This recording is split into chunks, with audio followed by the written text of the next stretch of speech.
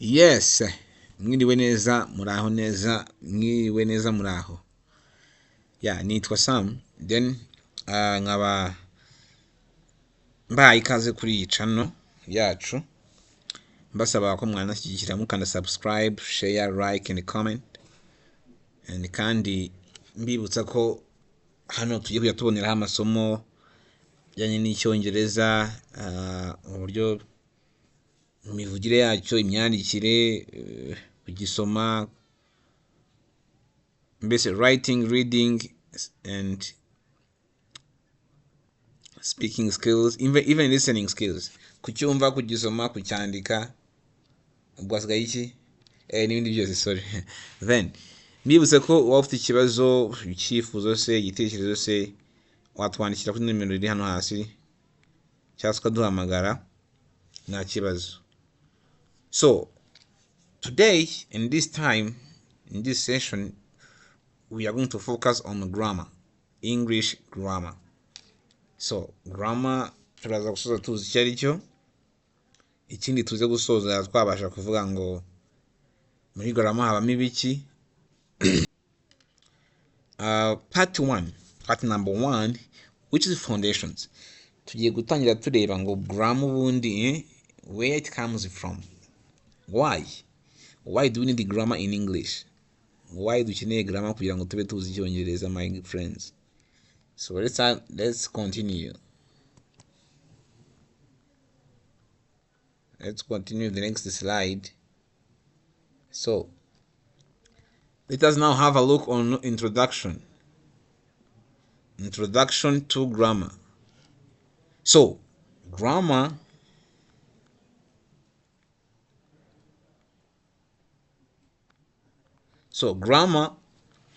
is the system and structure of a language. Do you know what the system is? Structure. So mu magambo make rero, grammar ni imiterere, imyandikire, ayo mategeko yose aba ari mu rurimi, amategeko agenga iyo myandikire kugira ngo ibintu meaning ibe clear, icyo cyose kuvuga cyumvikane. Any language should have grammar, just kugira ngo biguiding umuntu ugiye gukora interuro ize kuba iri grammatically correct, just icyo ushatse kuvuga cyumvikane, ucyohereje n'ucyakiriye biba ari ibintu bibiri identical, otherwise there will be a confusion. So you can see it tells us how words change forms and how we combine them to form the correct sentences. Bitubwira uburyo amagambo agenda ahinduka bitewe n'uburyo tuyahuza kugira ngo dukore interuro yuzuye. Ugafata subject which is ruhamwa, ugafata verb which is inshinga, ukanafata icyuzuzo n'ibindi bitandukanye wagenda ushyiraho kugira ngo ukore interuro iri correct. So those stuffs, ibyo byose uri gukora kugira ngo ugire ikintu kizima, nibyo twita grammar. So good grammar helps us to communicate clearly and avoid confusion. Mu by'ukuri grammar nziza ituma ibyo uvuze aribyo byumvikana, umuntu atumva ibindi cyangwa se ngo agire urujijo. Ikindi birihuta cyane, turaza kubibona. Just grammar mu magambo make ni uko ni imyandikire n'ayo mategeko agenga urwo rurimi, the way can combine them. Okay, so now we continue. So grammar helps us to communicate well. So urumva niba wamenye ayo mategeko, uburyo bukora interuro neza, biratuma icyo uri buvuge, just communication irube effective, ubwiye yumva icyo umubwiye, nawe nabasha kuba azi grammar what is it, abikore neza cyane, hanyuma communication ibe nziza cyane. So ariko on the other hand, bad grammar can cause confusion. Mu gihe utabasha kumenya amategeko neza ngo uyubahirize, ibyo uzavuga bizateza urujijo kubibwiye, ibyo uzandika bizatuma uri gusoma atabasha kubibona. Mbese muri rusange, those kinds of rules. Of course, grammar is like the rules of the game. Mu mukino amategeko aba arimo, iyo wishe itegeko urahanwa, so cyangwa se nyine agateza ibibazo. niba mu kibuga cya football gukora umupira imbere y'umuzamu cyangwa se muri box ari amakosa, icyo gihe ikosa riba ryabaye, of course there should be punishment. So no muri grammar rero iyo ukoze mistake uba wishe iryo tegeko y'urwo rurimi. So then you can guess what is following. Mbibutsa gukanda subscribe kugira ngo bibashe kugera kuri benshi kuko ni ingenzi. Share, like and comment, nabyo ni byiza cyane. So lesson number 2, that was the question. Lesson number 1 in introduction was lesson number 1. We are now having much information about grammar, what grammar is, kamaze kumenya icyo grammar icyo ari cyo. Then we are now continuing with lesson number 2 titled the English alphabet and pronunciation basics. Tikaba noneho alphabets tugira mu cyongereza ni izihe, ni zingahe, ese hari exception kuri zo, uburyo zishobora kuba zisomwa. So normally English uses the Latin alphabet of 26 letters. Icyongereza gikoresha alphabet 26. Muri izo dusangamo inyajwi, of course. Some letters are vowels cyangwa se inyajwi. Vowels A, E, I, O, U, U or U in English, and the others are consonants. The rest, despite of those 5, I mean A, here I mean A, E, I, O, and U, that the rest of those letters are the consonants. Ingombajwi. So, sorry, pronunciation in English is sometimes different from spelling.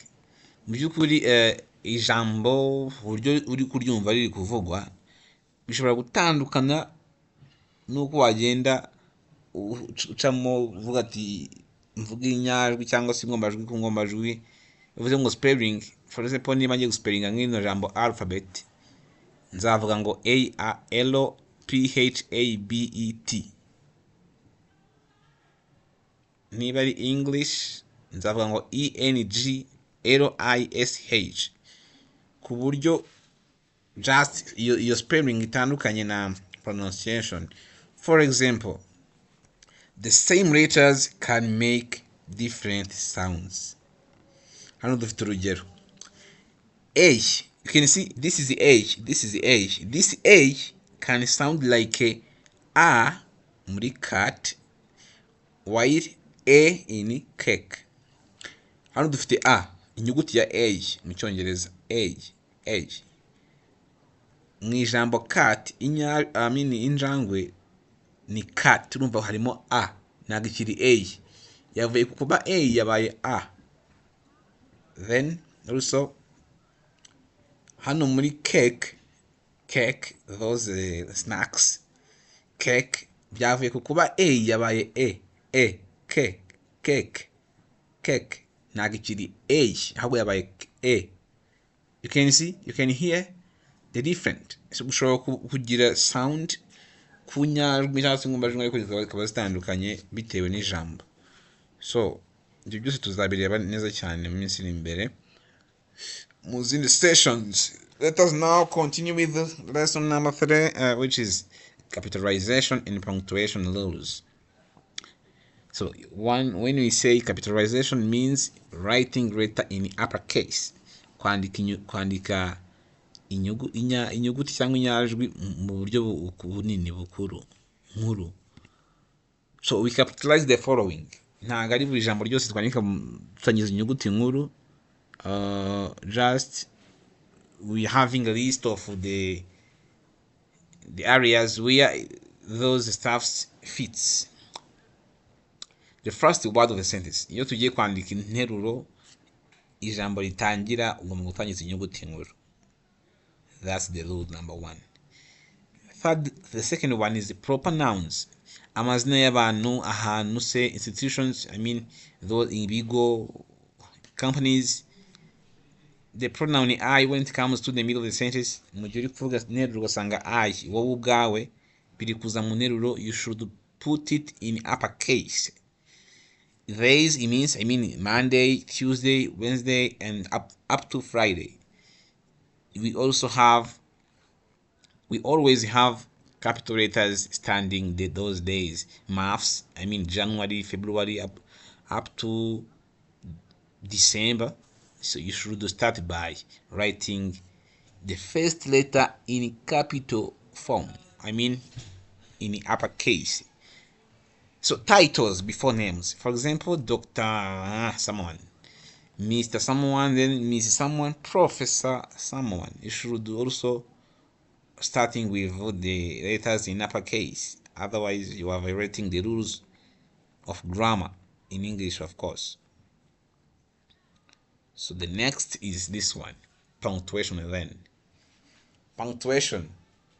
So punctuation in English here and the grammar comes as marks that show pauses, stops, or special meaning in writing.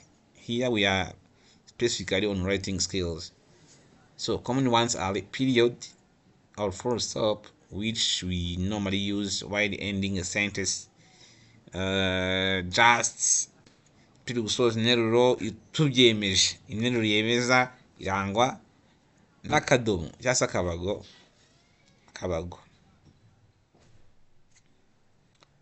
So then also we are having question mark, which shows a question. It's clear. Mu gihe uri kubaza ikibazo, even in English, you should put question mark. Even during speaks, n'igihe waba uri kuvuga talking, that question mark should be silently understood. Umuntu akayumva koko ko ari ikibazo. Sorry. So the third one is exclamation mark, agatangaro, which normally we use it just by, while showing the strong feeling towards something, towards a certain situation. Iyo turi kugaragaza amarangamutima muri twebwe, we should use that exclamation form or mark just to describe that we are having strong feeling on something. Also, we can say comma, akito, which we normally use while separating words or clauses. Tandukanya amagambo se uri kulistinga se just ukoresha akito kandi mubivugire bikaba kumvikana. Dushobora no kongeraho n'izindi nta kibazo. Dushobora kongeraho n'izindi like quotation marks. I think ko muzizi, twugarizo n'utugarizo, sibyo? Natwo turakoreshwa like in speeches, indirect speeches. So this is an example. John lives in Kigali, Rwanda. You can see, because this one is the name of the person. It is started by J in uppercase. Also here, this is the name of the place, even in Rwanda. So K is in uppercase. R also it is in uppercase. Then the second one, where are you going? This sentence is asking a question. Where are you going? And this is a question mark should be there because this sentence is asking question. And this W is in uppercase, please. But while we're speaking, where are you going? Wow, that's amazing. Wow, that's amazing. This is showing strong feeling against that kind of being amazing. Oh, biratangaje. So lesson number 4, just ngiye kubabwira, this is like in a content of the following sessions, kuko tuzaba turi kureba nouns, amazina, including books, Kigali, teacher. Those are nouns. Pronouns that are those nouns which replace person. He, aho kuvuga umuntu akavuga he cyangwa she cyangwa ikintu kigaragara na t, I mean it. Verbs, which shows actions or states. Adjective, which describe that noun. Iyo noun iyo turi kuvuga imeze ite se, ni umuntu mutoya, ni umuntu munini, that is word which describe. Those nouns are called adjectives. Then adverbs, which describe verbs. then proposition cyangwa se indangahantu, in, on, under, of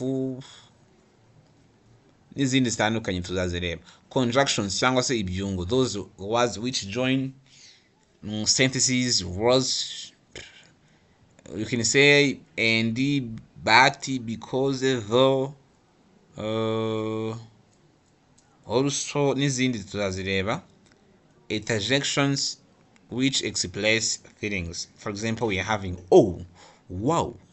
Then also lastly we shall have a look on articles, including a, an, and the. So then let us have an example here. The student learns quickly. This is a noun, verb, and this is an adverb. A big means that it is the adjective. A big dog is in the house. This is an adjective. This is a noun, a dog. Then this kind of word which is in, it corresponds to preposition. Then the house is also the noun. Oh means that it has an interjection. Those words which are used to express certain feeling. Then he is also a pronoun. He's like this. He symbolizes a certain person. This is he. That's why it is a pronoun. To let. So I think we are done. Just nshaka kubaha introduction kuri no content twatangiye hano. Ni amasomo ni ingenzi cyane. Just wowe kora subscribe, ubundi liking, commenting, usharinga abashuti bawe kugira ngo ano masomo atabacika. Then dukomeze twige uru rurimi kandi tudasize n'ikinyarwanda. Mwibutsa ko aho hasi nashyize nimero.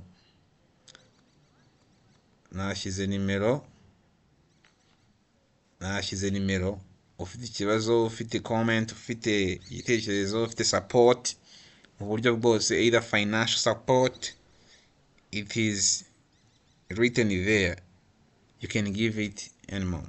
And thank you so much for this time. Let us meet next time. I love you.